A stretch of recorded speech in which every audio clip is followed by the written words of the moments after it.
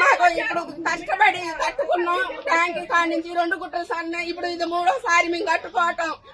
నెల నుంచి పండు లేకోకుండా ఏం లేకోకుండా ఈయన సాయం చేస్తాడని ఈయనకి డబ్బు లేకుండా ఓటెత్తి అన్యాయం చేసి ఎవరికేసారమ్మా? ఎవరికేసారు? ఎవరికైతే జగన్ రేవంత్ రెడ్డి గెలవాలని రూపాయి లేకోకుండా గెలిపించినాం. ఏమైనా ఒక్కసారి ఆయన కొంచెం సాయం చేస్తాడని.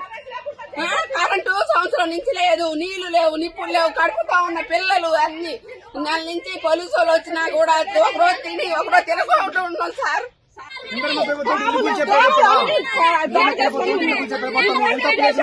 ముందుగా చెప్తా పక్కకు పోతుందా 8 సంవత్సరాల నుంచి ఉంటాను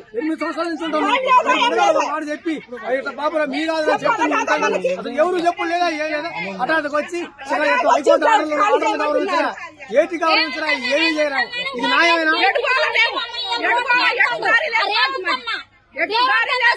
వీళ్ళందరూ అన్న అన్న అని ఓటేయబట్టి ఓటేసి మిద్దెల మీద కూర్చోబెడితే పరిస్థితి తీసుకొచ్చాను మమ్మల్ని. మా ఎంగిలన్న 9 సంవత్సరాలు బట్టి ఉంటున్నాం అండి. కనీసానికి ఎప్పుడు ఏ రోజైనా కంటి నిండా నిద్రపోలేదు మేము. చెప్పారమ్మా? చెప్పారా? ఎవరు చెప్పలేదు.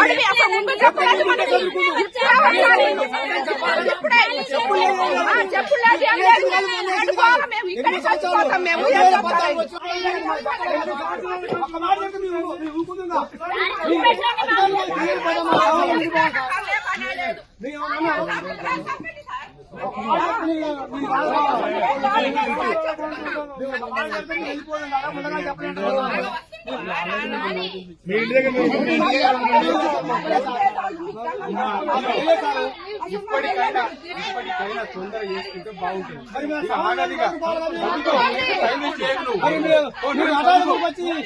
దారి లేదా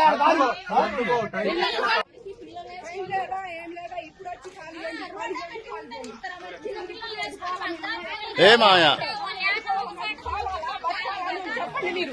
ఇక్కడే చచ్చిపోతాం అందరూ, ఆడలు పిల్లలు అందరూ ఇక్కడే చచ్చిపోతాం. అప్పుడు ఎటు దారి చూపిస్తారో చూపించండి మీరు, చెప్పండి.